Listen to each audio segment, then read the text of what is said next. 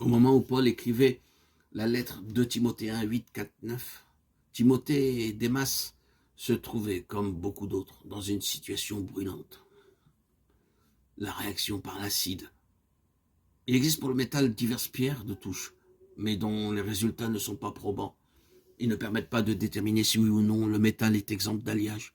Mais quand on en vient à la réaction par l'acide, on sait à quoi s'en tenir. Ce verdict-là est définitif. La situation de Paul à cette époque représentait toutes les caractéristiques du réactif acide. Cela tenait à plusieurs causes. D'abord, il était prisonnier de l'État et cela suffisait déjà à dresser le monde contre lui. On ne pouvait croire ce qu'il croyait sans exposer sa vie. Ensuite, dans quelques villes ou cités que l'on visita, on découvrait que sa personne était l'objet d'une opposition unanime de la part des Juifs orthodoxes. Mais il y avait plus. Ce que cet homme avait contre lui, ce n'était pas seulement le monde, ce n'était pas seulement le système religieux, qui dans un sens avait produit Christ et le christianisme. Ce qu'il avait contre lui, c'était les suspicions d'un grand nombre de chrétiens. Il n'était pas jusqu'à Pierre, l'apôtre, qui ne trouva dans ses lettres des choses difficiles à comprendre. Paul n'avait rien en commun avec le monde. Au point de vue religieux, il était de par sa position absolument en dehors de l'ordre établi.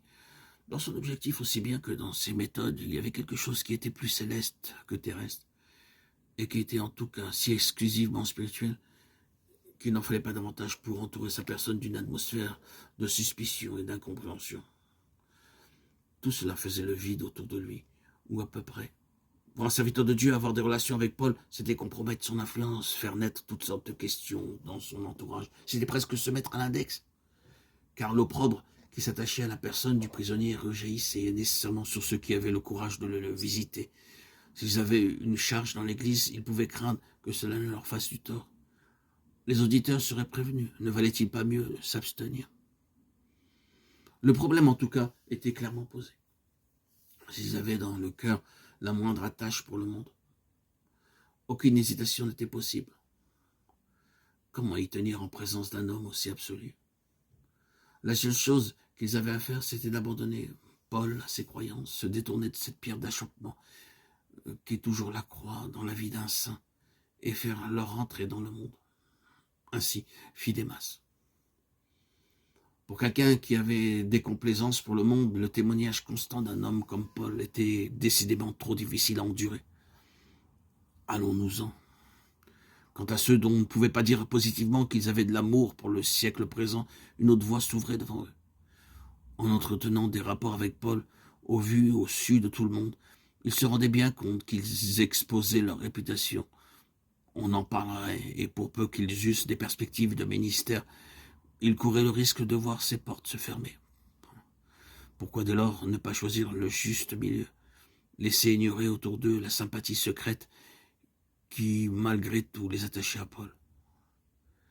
Ils pouvaient même aller jusqu'à s'en ouvrir à l'apôtre, protester de leur affection pour lui et de leur accord avec son enseignement, tout en lui faisant comprendre que pour des raisons d'opportunité, ils ne pouvaient pas se déclarer ouvertement pour lui.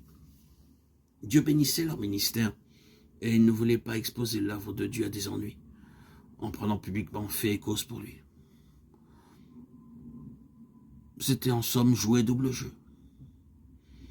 Restait une troisième et dernière alternative. Elle consistait à se faire une opinion personnelle sur le cas de l'apôtre, de façon à en avoir le cœur net et à pouvoir décider si oui ou non Dieu était avec lui. Puis de se ranger courageusement à ses côtés, à quelque prix que ce fût. Certains qu'à la longue, Dieu ne manquerait pas de leur rendre justice. Une telle attitude ne saurait compromettre longtemps un vrai ministère d'évangile, car quand on tient son mandat de Dieu, il n'y a aucune puissance, qu'elle soit terrestre ou satanique, qui puisse faire obstacle à l'accomplissement de notre tâche. Dieu y veille. C'est lui qui règne. Une fois que c'est fermé la dernière porte sur laquelle les hommes pouvaient avoir une action, Dieu en ouvre d'autres. Et celles-là, personne ne peut les fermer.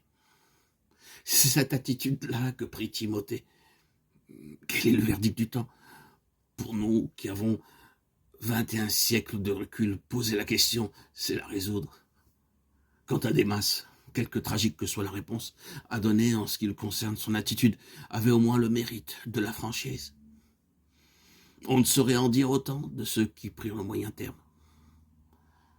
À l'heure actuelle, bon nombre d'enfants se trouvent obligés de choisir entre l'un ou l'autre de ces trois chemins. La partie qui se joue pour beaucoup d'entre eux est la suivante. Vont-ils biaiser avec leur relation et faire un compromis avec la lumière, afin de conserver leur prestige, ou bien vont-ils payer à la vérité le prix qu'elle exige, accepter de tout perdre, et se placer ainsi au bénéfice des ressources éternelles de Dieu? Si oui, l'universel antagonisme des hommes et des démons ne pourra rien contre leur attitude. Le verdict du temps. Oui, le verdict du temps, à défaut d'autres, attestera qu'elle était bien de Dieu, et elle portera des fruits éternels. Éternels.